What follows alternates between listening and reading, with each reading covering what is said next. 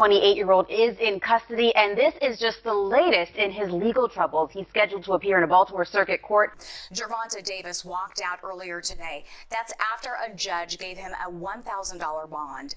Davis was scheduled to headline a boxing match next week in Washington, D.C. It's unknown if that's going to happen. Why you retiring? Trash. What changed? What made you trash? Gone. Gervonta "Tank" Davis's career has come to an abrupt end following a stunning downfall. Once a dominant force in boxing, his latest controversy has left fans heartbroken and questioning his future. Shockingly announcing his retirement at such a young age, Davis has left many puzzled as to why he'd walk away from his prime with so much potential still ahead. His decision has sparked widespread uncertainty and disappointment. 25 is at the next year. I'm out of it. After our second fight, you're out of it? Yeah, Care to elaborate on that? out of the sport. After our second fight. Nah, no, I'm gonna win, bro. Nah, I could tell you my fights. Gervonta "Tank" Davis began his professional boxing career on February 22, 2013, at just 18 years old. His debut fight against Daisy Williams at the D.C. Armory in Washington, D.C., ended with a first-round knockout victory, marking the arrival of a promising new talent in the boxing world.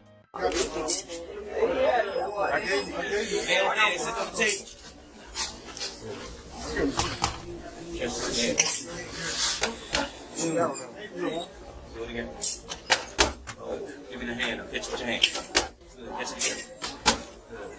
Make sure you catch it with your hand. I won't touch it. You wanna do it? Tank first, man. You fighting next? You fighting next? Rolling. Bring you on for a whistle. Ooh, bring it to the corner. Get it in there. You got that closer. There you go. There we go.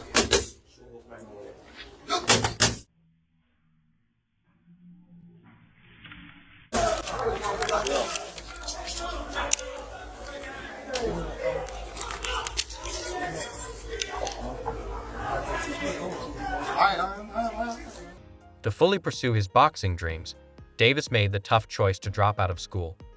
Recognizing the value of education, he later earned his GED, showing his commitment not only to boxing, but also to personal growth and development.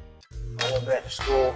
That's for me. So when I went back to school, because I dropped out because I was missing a lot of days because I was in tournaments and stuff like that, or I was fighting when I'm not in tournaments, and then it started pushing me more away from school.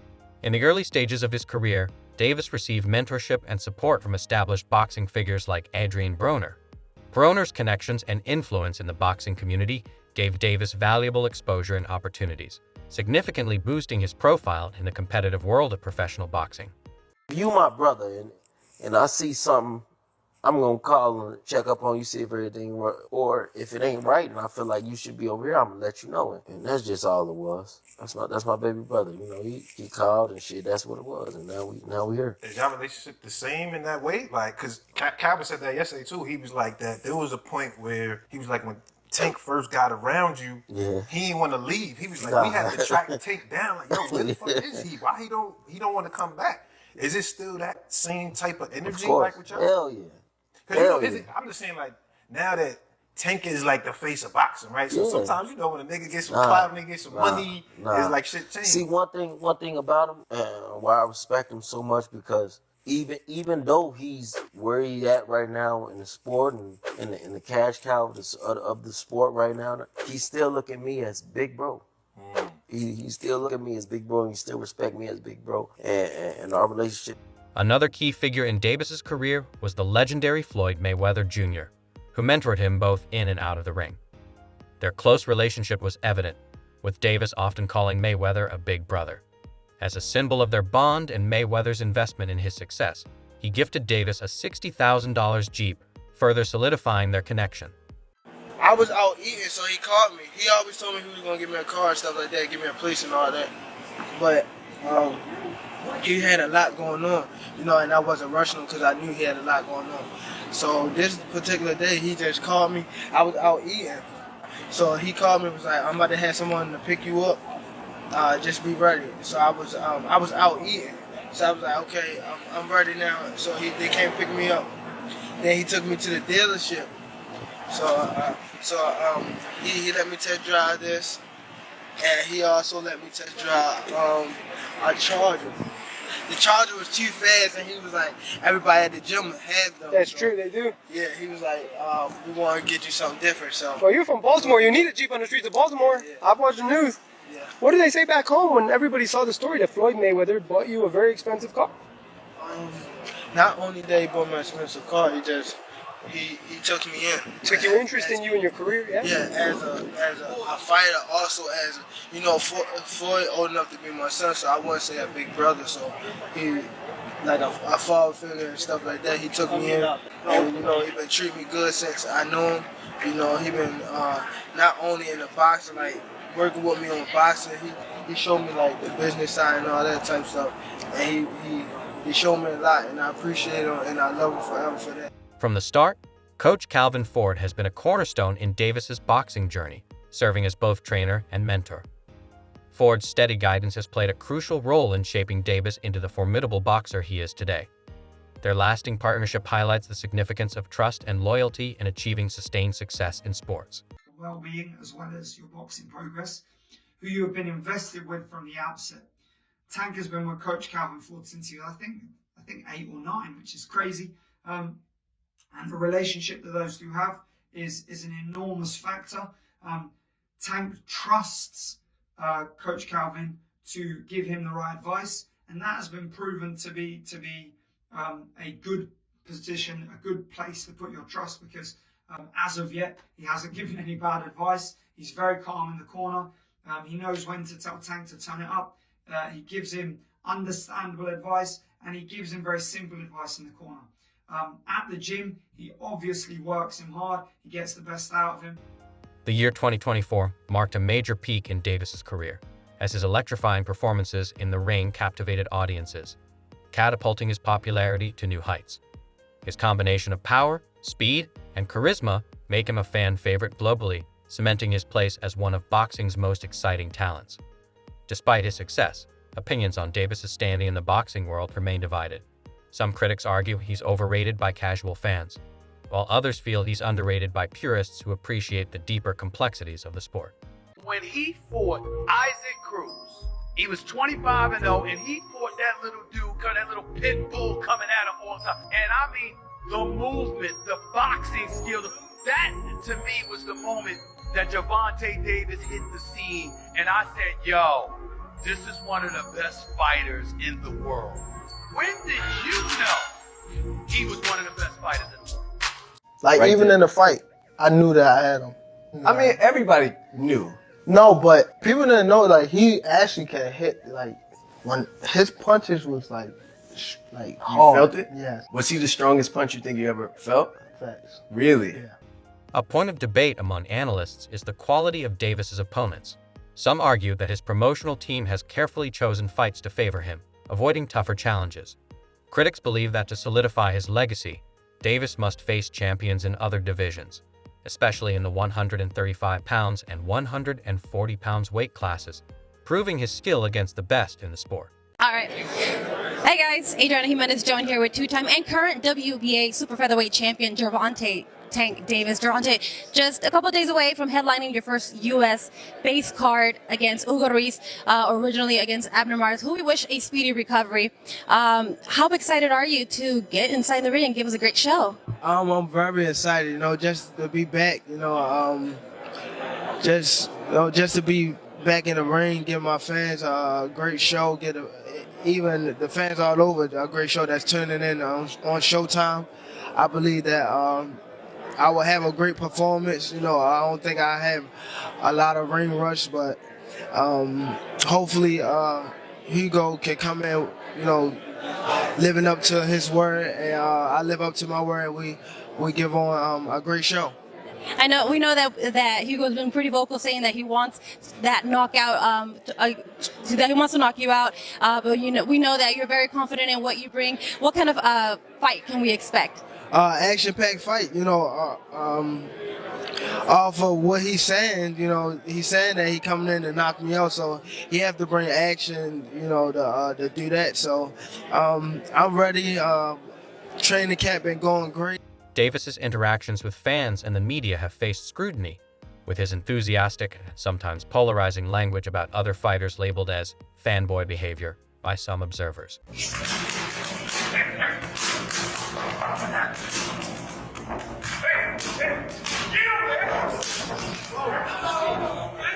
God damn.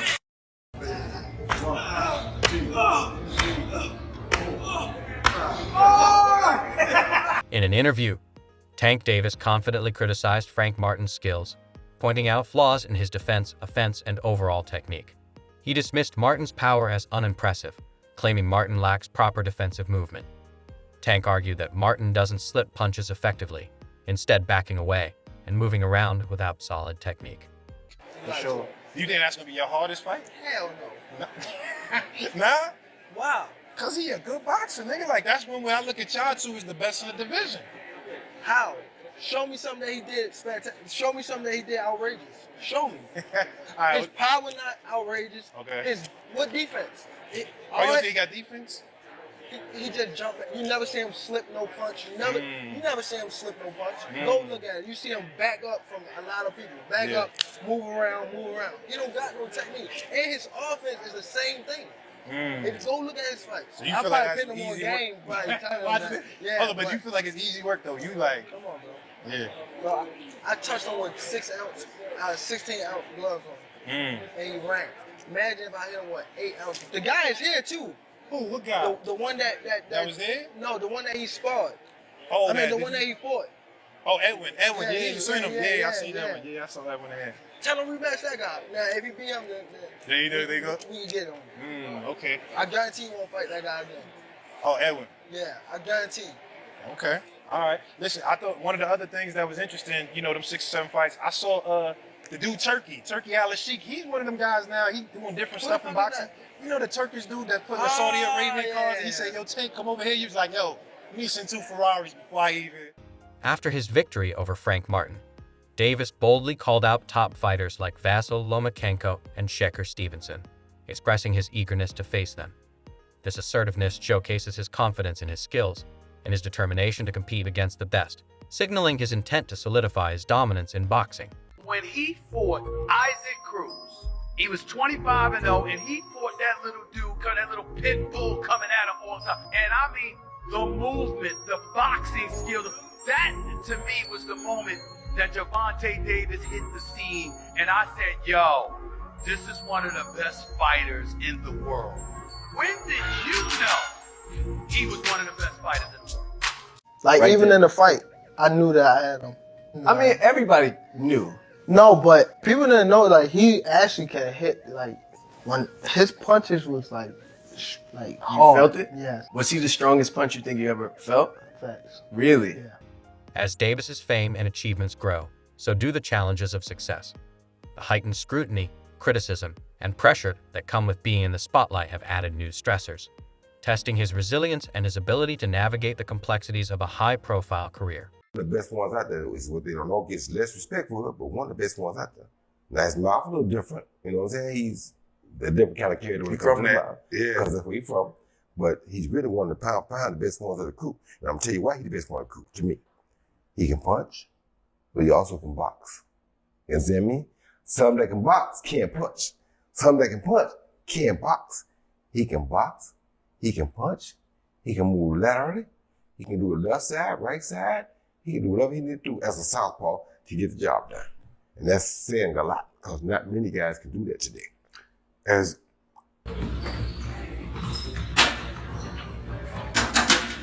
We're gonna have some music on that bit, ain't it? Initially, retirement wasn't on Davis's mind, but as he faced personal and professional challenges, his perspective changed. He began expressing disillusionment with boxing, calling it trash, and stating he no longer cared about titles or accolades. This shift in mindset has led him to consider stepping away from the ring sooner than expected. Why you retiring? Trash. What changed? What made you shit? Trash, garbage. I don't care about belts and I don't care about that stuff. I don't care about none of that. That's what When you start losing your love for boxing, what happened?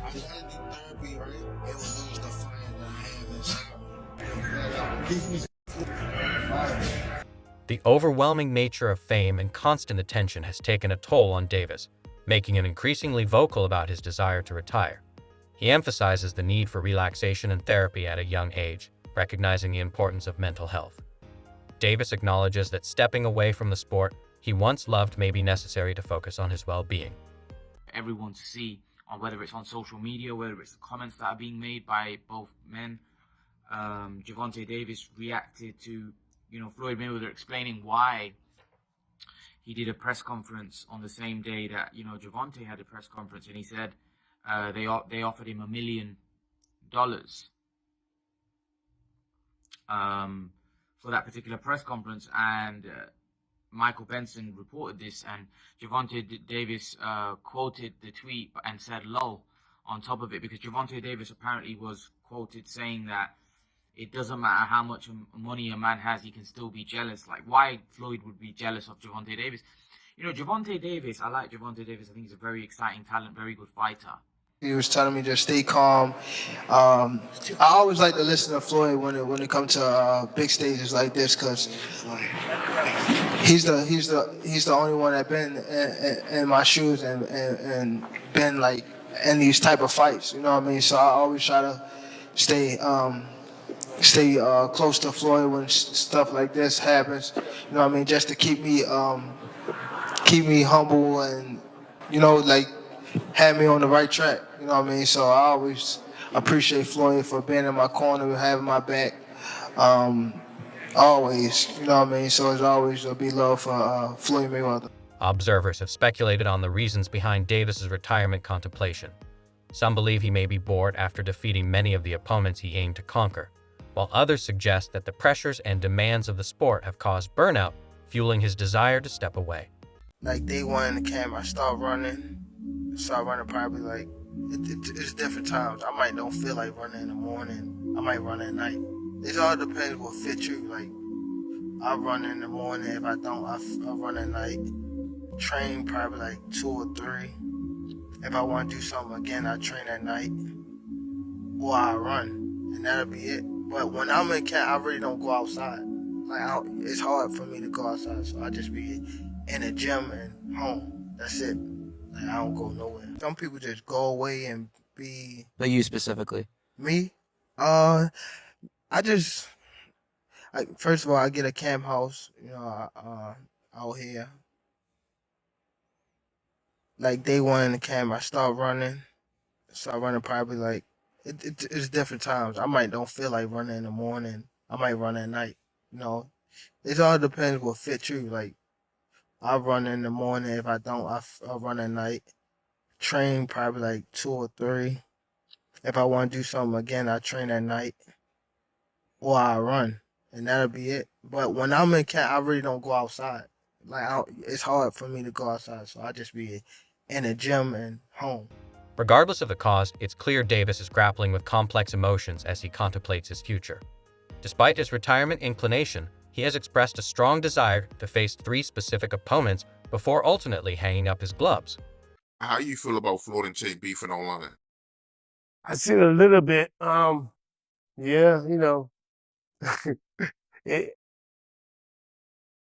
I like both guys, so it's like, I know Gervonta has his issues with Floyd, and Floyd has a big ego where he wants to be the man on top, and Gervonta's trying to get on top, but it seems like he has to get from under Floyd because Floyd's a big man.